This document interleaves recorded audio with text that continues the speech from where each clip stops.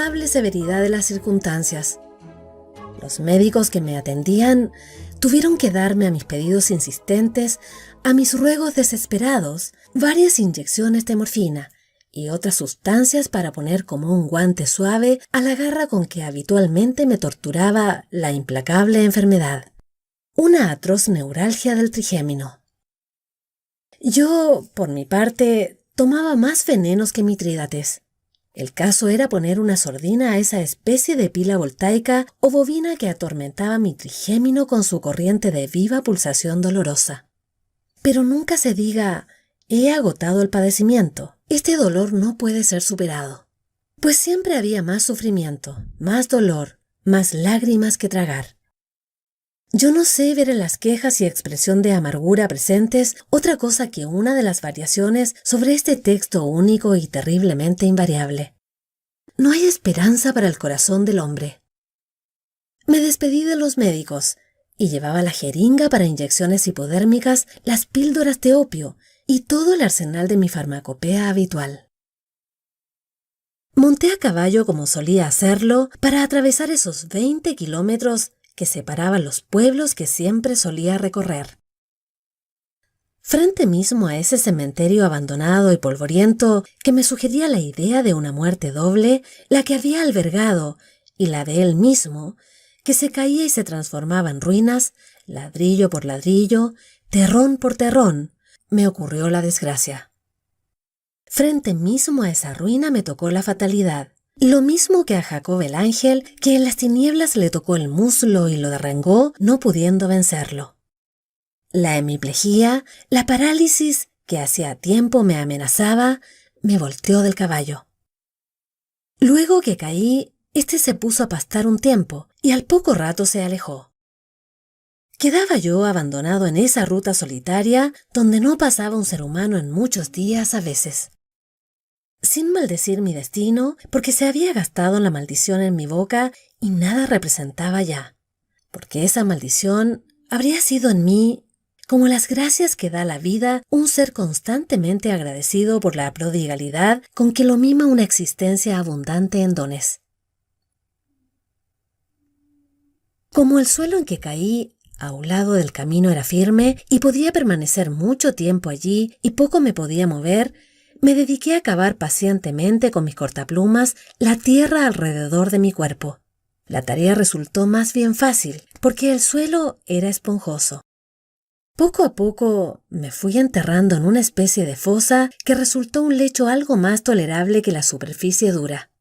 Me dediqué a tragar con entusiasmo y regularidad de ejemplares píldora tras píldora de opio, y eso debe haber determinado el sueño que precedió a mi muerte. Era un extraño sueño vela y una muerte vida. El cuerpo tenía una pesadez mayor que la del plomo a ratos, porque en otros no lo sentía en absoluto, exceptuando la cabeza que conservaba su sensibilidad. Muchos días me parece pasé en esa situación, y las píldoras negras seguían entrando en mi boca, y parecían descender por declive y asentarse abajo para transformarlo todo en negrura y en tierra. La cabeza sentía y sabía que pertenecía a un cuerpo terroso, habitado por lombrices y escarabajos y lleno de galerías frecuentadas por hormigas. Pero experimentaba cierto calor y cierto gusto en ser de barro y de ahuecarse cada vez más. Así era, y cosa extraordinaria, había quedado mi cabeza indemne y nutrida por el barro como una planta. Al principio se defendía de dentelladas de los pájaros de presa, que querían comerle los ojos y la carne de la cara. Por el hormigueo que siento adentro, creo que debo tener un nido de hormigas cerca del corazón. Me alegra, pero me impele a andar, y no se puede ser barro y andar. Todo tiene que venir a mí. No saldré al encuentro de ningún amanecer ni atardecer, de ninguna sensación. Cosa curiosa, el cuerpo está atado por las fuerzas roedoras de la vida y es un amasijo donde ningún anatomista distinguiría más que barro, galerías y trabajos prolijos de insectos que instalan su casa. Y sin embargo, el cerebro conserva su inteligencia. Me daba cuenta de que mi cabeza recibía el alimento poderoso de la tierra, pero en una forma directa, idéntica a la de los vegetales. La savia subía y bajaba lenta, en vez de la sangre que maneja nerviosamente el corazón. Pero ahora, ¿qué pasa? Las cosas cambian. Mi cabeza estaba casi contenta de llegar a ser como un bulbo, una papa, un tubérculo. Y ahora está llena de temor. Teme que alguno de esos paleontólogos que se pasa la vida husmeando la muerte la descubra. O que esos historiadores políticos, que son los otros empresarios de pompas fúnebres que acuden después de la inhumación, echen de ver la vegetación de mi cabeza. Pero por suerte no me vieron. ¡Ah, qué tristeza! Ser casi como la tierra y tener todavía esperanzas de andar, de amar. Si me quiero mover, me encuentro como pegado, como solidarizado con la tierra. Me estoy difundiendo, voy a ser pronto un difunto. ¡Qué extraña planta es mi cabeza! Difícil será que dure su singularidad incógnita. Todo lo descubren los hombres, hasta una moneda de 2 centavos embarrada. Maquinalmente se inclinaba mi cabeza hacia el reloj de bolsillo que había puesto a mi lado cuando caí. La tapa que cerraba la máquina estaba abierta y una hilera de hormigas pequeñas entraba y salía. Hubiera querido limpiarlo y guardarlo, pero ¿en qué harapo de mi traje si todo mi cuerpo era casi tierra? Sentía que mi transición a vegetal no progresaba mucho porque un gran deseo de fumar me torturaba. Ideas absurdas me cruzaban la mente. Deseaba ser planta de tabaco para no tener la necesidad de fumar. El imperioso deseo de moverme iba cediendo al de estar firme y nutrido por una tierra rica y protectora. Por momentos me entretengo y miro con interés pasar las nubes. ¿Cuántas formas piensan adoptar antes de no ser llamas nunca más máscaras de vapor de agua? ¿Las agotarán todas? Las nubes divierten al que no puede hacer otra cosa que mirar el cielo, pero cuando repiten hasta el cansancio su intento de semejar formas de animales sin mayor éxito, me siento tan decepcionado que podría mirar impávido una reja de arado venir en derechura a mi cabeza. Voy a ser vegetal y no lo siento, porque los vegetales han descubierto ese privilegio de su vida, estática y egoísta. Su modo de cumplimiento y realización amorosos, por medio de telegramas de polen, no puede satisfacernos como nuestro amor carnal y apretado. Es cuestión de probar y veremos cómo son sus voluptuosidades. Pero no es fácil conformarse, y borraríamos con una goma lo que está escrito en el libro del destino, si ya no nos estuviera acaeciendo. ¿De qué manera odio ahora eso del árbol genealógico de las familias? Me recuerda demasiado mi trágica condición de regresión a un vegetal. No hago cuestión de dignidad ni de prerrogativas. La condición de vegetal es tan honrosa como la del animal, pero para ser lógico, ¿por qué no representar las ascendencias humanas con la cornamenta de un ciervo? Estaría más de acuerdo con la realidad y la animalidad de la cuestión. Solo en aquel desierto pasaban los días lentamente sobre mi pena y aburrimiento. Calculaba el tiempo que llevaba de entierro por el largo de mi barba. La notaba algo hinchada a su naturaleza córnea, igual a la de la uña y epidermis. Se esponjaba como en algunas fibras vegetales. Me consolaba pensando que hay árboles expresivos tanto como un animal o un ser humano. Yo me acuerdo haber visto un álamo, cuerda tendida del cielo a la tierra. Era un árbol con hojas y ramas cortas y muy alto, más que un plano de navío adornado.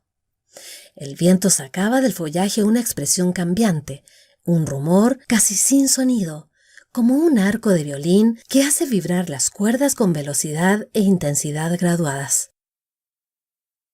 Oí los pasos de un hombre, planta de caminador quizá, que por no tener con qué pagar el pasaje en distancias largas, se ha puesto algo así como un émbolo en las piernas y una presión de vapor de agua en el pecho. Se detuvo como si hubiera frenado de golpe frente a mi cara barbuda. Se asustó primero y empezó a huir. Luego, venciéndolo la curiosidad, volvió, y pensando quizá en un crimen, empezó a tratar de desenterrarme escarbando con una navaja. Yo no sabía cómo hacer para hablarle, porque mi voz ya era un semisilencio por la casi carencia de pulmones. Como en secreto le decía: Déjeme, si me saca de la tierra como hombre, ya no tengo nada de efectivo y me mata como vegetal. Si quiere cuidar la vida y no ser meramente policía, no me mate este modo de existir, que también tiene algo de grato, inocente y deseable. El hombre pretendió seguir escarbando. Entonces le escupí en la cara. Se ofendió y me golpeó con el revés de la mano. Me pareció entonces que una oleada de sangre subía a mi cabeza y mis ojos coléricos desafiaban como los de un esgrimista enterrado, junto con su espada, pedana y punta hábil que busca herir. La expresión de buena persona desolada y servicial que puso el hombre me advirtió que no era de esa raza caballeresca y duelista. Pero en todo esto había algo que llegó a estremecerme, algo referente a mí mismo. Como es común en el momento de encolerizarnos, me subió el rubor a la cara. Habréis observado que sin espejo no podemos ver de esta última más que un costado de la nariz y una muy pequeña parte de la mejilla y labio correspondiente. Todo esto muy borroso y cerrando un ojo. Yo que había cerrado el izquierdo como para un duelo a pistola, pude ver en los planos confusos, por demasiada proximidad del lado derecho, en esa mejilla que en otro tiempo había fatigado tanto el dolor. Pude entrever, la ascensión de un rubor verde. ¿Sería la savia y la clorofila de las células petriféricas lo que prestaría un ilusorio aspecto verdoso? No sé, pero me parece que cada día soy menos hombre. Frente a ese antiguo cementerio me iba transformando en una tuna solitaria en la que probarían sus cortaplumas los muchachos ociosos. Yo con esas manazas enguantadas y carnosas que tienen las tunas les palmaría las espaldas sudorosas y les tomaría con fruición su olor humano. ¿Su olor? Para entonces, ¿con qué? Si ya se me va aminorando la agudeza de todos los sentidos. Así como el ruido tan variado y agudo de los goznes de las puertas nunca va a llegar a ser música, pensaba todavía mi tumultuosidad de animal que nunca se acomodaría a la vida callada y serena de los vegetales, y tan encauzada en reposo. Por mucho que se valore la actividad y el cambio, la libertad y traslación humanas, en la mayoría de los casos el hombre se mueve. Anda, va y viene en un calabozo filiforme, prolongado. El que tiene por horizonte las cuatro paredes bien sabidas y palpadas no difiere mucho del que recorre iguales rutas a diario, para cumplir ocupaciones siempre iguales en circunstancias no muy diferentes. Todo este fatigarse no vale lo que el beso mutuo y ni siquiera pactado entre el vegetal y el sol. Pero todo esto no es más que sofisma. Cada vez muero más como hombre y esa muerte me cubre de espinas y capas clorofiladas. Y ahora, frente al cementerio polvoriento, frente a la ruina anónima, la tuna a que pertenezco se disgrega cortado su tronco por un hachazo. Venga el polvo igualitario. ¿Neutro? No sé. Pero tendría que tener ganas el fermento que se ponga de nuevo a elaborar con materia ocosa como la mía, tan trabajada de decepciones y derrumbamientos.